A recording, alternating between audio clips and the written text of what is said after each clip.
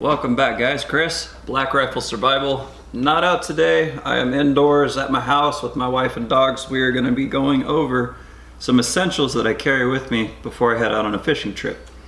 So stick with me here. I'm going to break down item by item, and hopefully you guys can use this on your next adventure or incorporate it in your kits. It's really important to have some of these items on hand when you need them, because if you don't have it, it's going to be a struggle. Like if you got a cut line and you forget scissors. Alright, so I will provide links in my description box of each of the items that I have here, so if you're interested in picking up something for yourself, that will be there. I want to start first with the belt and the reason that I've built it the way I have, so let's talk about it. Alright, so this belt is a Simms belt. It came with the waders that I had purchased. I got those last year, so this will be my second season fully using them. They're the Tributary and the Olive Drab. I think they've got new patterns out, different models obviously, but this one's the lesser expensive model, but it works for my needs because I don't go fishing every day. A lot of guides that are out here do this for a living, so you know, bravo to them on that. They need top-notch gear to last them throughout the season. So I've got a basic kit set up here that I have personalized from learning lessons down on the bank and things that I've forgotten, things that I need, and things that I actually don't need to bring for this season coming. Let's talk about each item right now. First item up, cotton bandana. These things have multiple uses. These are great.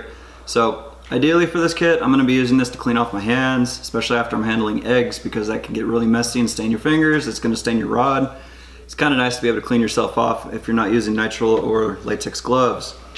So basically, the other thing I was gonna mention, multiple uses. This is good if you need a first aid kit, right? If you hurt your arm, you can improvise a sling.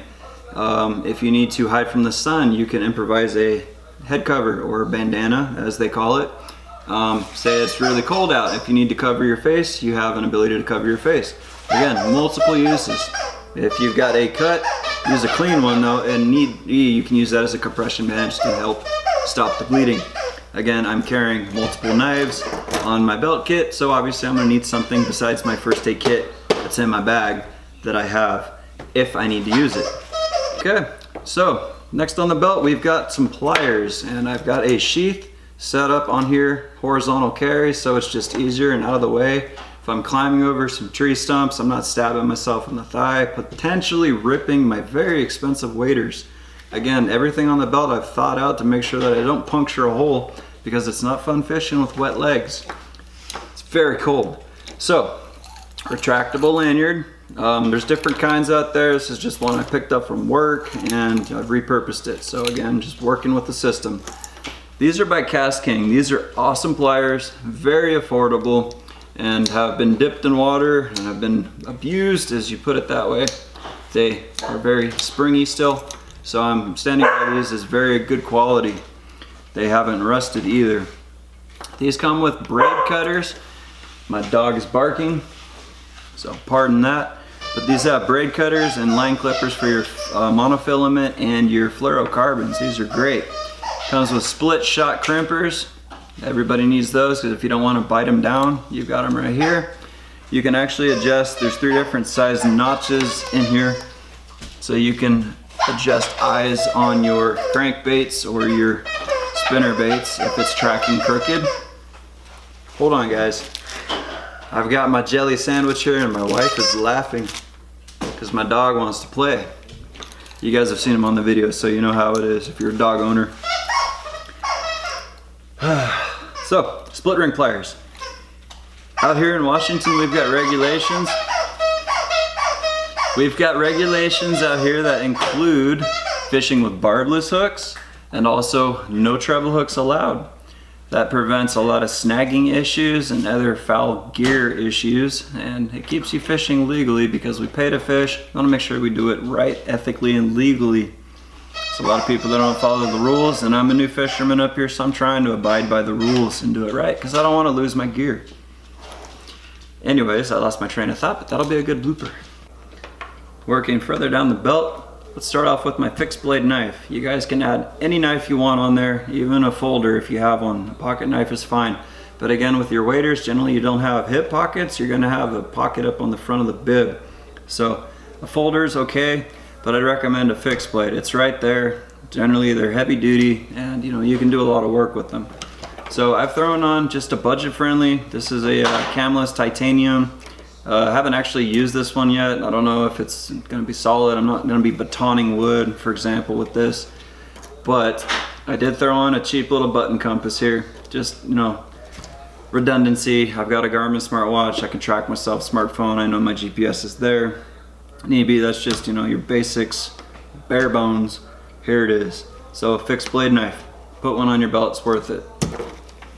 Again, talking about the fixed blade, just in general, you can use this to clear away a path if you've got a lot of overgrowth, if you're bushwhacking through it. It's helpful to have a fixed blade. Self-defense, it's there if you need it. If you need to start a fire, you've got a potential with the sharper 90-degree spine. Start your fire kit with the ferrocerium rod, etc., etc. The list goes on and on for a fixed blade knife. Generally, you can get really reliable brands. I can definitely link some high quality top end stuff if you guys are interested, or include those in a review later on. But right now, again, basic belt for fishing. So fixed blade knife, get one and put it on your belt. Okay, this is a pretty cool product. This is actually a Kershaw folding scalpel. Technically it's a Skinner. I thought this would be really useful to add on my belt kit. Obviously you catch a fish, right? Out here you bonk a fish and then you bleed a fish. It preserves the meat, makes it taste better. So I'm just doing what a lot of people do. Instead of just ripping gills, I prefer to use the scalpel and make a clean cut, bleed the fish out, and then just go about and catch some more fish. So again, this is a Kershaw folding skinning knife. I'll provide the links in the description on what this is, and I'll probably do another video breaking this down and why I think this is a really useful tool to have on your kit. These do come with removable blades. This is the carbon steel blade that came with it. The blades pop right out. You'll go ahead and want to throw this away, keep it away from kids. Do not leave it on the trails. Pack it out if you do. But yeah, rusted because it's carbon steel. They do have surgical steel ones you can replace.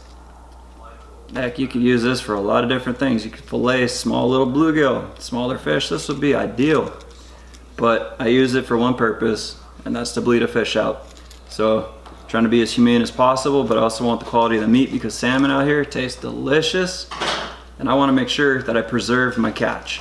So have one of these on your belt.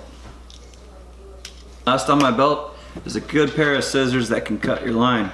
These are braid scissors. The shears are awesome. So the serrated teeth are very sharp. I can cut all kinds of braid, different thicknesses for weights. So it goes through 80-pound braid, no problem. I can cut 3-pound, no problem. Keeps the edges from fraying. That's what's really important, because if you're trying to tie it through your lures, braid can be a pain in the butt sometimes. I have it on a Gerber retractable lanyard. Again, I'm trying to match everything just how I roll. As you can see, pretty cool system. I can have it holding. I can also lock it. So if I'm walking by some trees, I'm not ripping this off my belt and losing my really nice scissors here. This does have a built-in crimper, so I can put in a split shot, and need be if I'm doing some float fishing and I got some eggs and I need to throw another split shot, crimp it on, good to go. Bottle opener, very sharp teeth. This has been in water, not rusting, still very good. Get yourself a pair of these Gerber shears, they're really nice. I like them. Well, I wanted to thank you guys for sticking around and checking out my fishing belt here for wading on the banks. Again, everything's set up here, just the bare essentials. This is what I have on me every time I go out fishing. Hopefully you can use a couple items from this and maybe add it to your kit. I'll probably end up, as most times, upgrading stuff on here as I need. When new products come out, I always like throwing new items on and testing them out, making sure it's, a good fit for me, and definitely what I do. But I appreciate you guys watching this video. Leave some comments down below if you guys have any questions on any of the products. There will be description links for each product. And until then, hopefully I'll catch you guys on the next video here, fishing on the banks, or we'll go out on the lake and do some bass fishing. So we'll see you on the next one. Take care, guys.